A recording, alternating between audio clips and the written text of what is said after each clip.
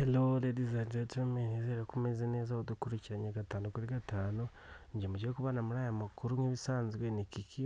Nshishikariza umuntu kijyana n'ubwa mbere kuba collection subscribe kugira ngo amakuru ajya kugeraho mu ba mbere kandi tubashe no kwagura umuyoboro wa YouTube channel.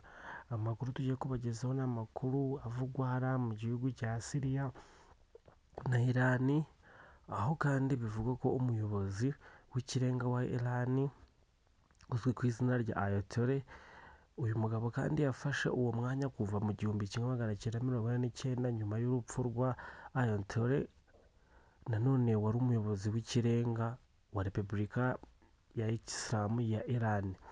Kandi uyu muyobozi w'ikirenga niwe ufite ububasha bukuru muri politike, ubutabera, ubuyobozi ndetse n'ubuyobozi bw'ingabo z'iki gihugu cya Iran. Nanone kandi uyu muyobozi w'ikirenga nk'uko agenda abivuga kenshi, agenda avuga ko Leta Zunze Ubumwe za Amerika mu buryo agaragaza ko ariyo afata nk'umwanzi wa mbere wa Repubulika ya Isilamu ya Iran. Mu ijambo rye kenshi akunze gutangaza agenda avuga ko ari shayitani, kandi ashingiye ku byo yita ingufu zayo zo gushaka gutegeka isi, kubangamira ibihugu bigenzi byabyo nk'uko ndetse yishakiye aricyo gihugu cya Amerika. Kandi nanone uyu muyobozi w'ikirenga yavuze ko Leta Zunze Ubumwe za Amerika na Israel ari ibihugu biri inyuma y'ihirikwa ry'ubutegetsi bwa Bashir Assad wahoze ari perezida wa Syria baherutse guhirika muri iriya minsi.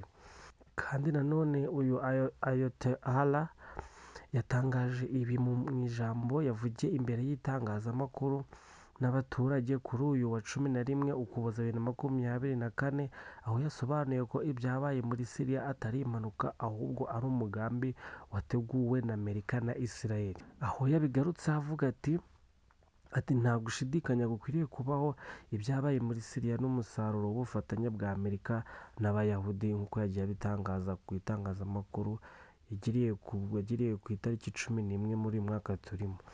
Kandi nk'uko ibinyamakuru byagiye bitangaza, byagiye bivuga ko mu mpera z'uku kwezi gushize imitwe yitwaje intwaro iyobowe na Hayati rizwi ku izina rya HTS yagabye ibitero bikomeye muri Syria. Abo barwanyi kandi bagiye bagaragaza ko bigaruriye imijyi minini ndetse bafata n'umurwa mukuru uzwi ku izina rya Damascus. Bashir Assad yahise ahungira mu Burusiya hamwe n'umuryango we nk'uko bagiye babitangaza. Kandi Iran yagiye itangaza ko nubwo Assad yahiritswe ku butegetsi, ko Iran izakomeza kugira imbaraga zikomeye mu karere kandi ko izakuraho uruhare rwa Amerika muri Aziya yo hagati nk'uko Iran yagiye ibitangaza mu binyamakuru bigiye bitandukanye.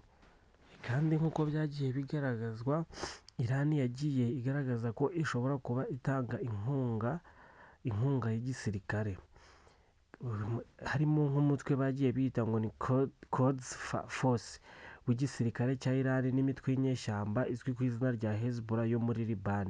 Ibikorwa byose kandi babyita ngo ni ugushyigikira abaturage n'inzirakarengane ba Syria. Ku rundi ruhande kandi hari ibihugu byinshi byamagana uruhare rwa Iran muri Syria, bivuga ko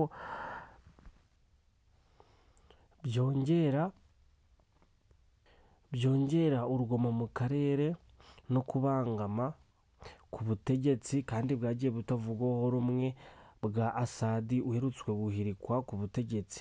Ariko uyu muvugizi mukuru wa Iran we ahamya ko ibyo bikorwa bigamije kwirinda iterabwoba no guteza imbere ituze mu karere. N'aya makuru twari tubafitiye ntabashije kugarukira. Nshishikariza umuntu ujyana n'ubwa mbere kuba collection subscribe kugira ngo tubashe kubana gatanu kuri gatanu. Mugire ibihe byiza kandi Imana ikomeze ibarinde. Ciao ciao.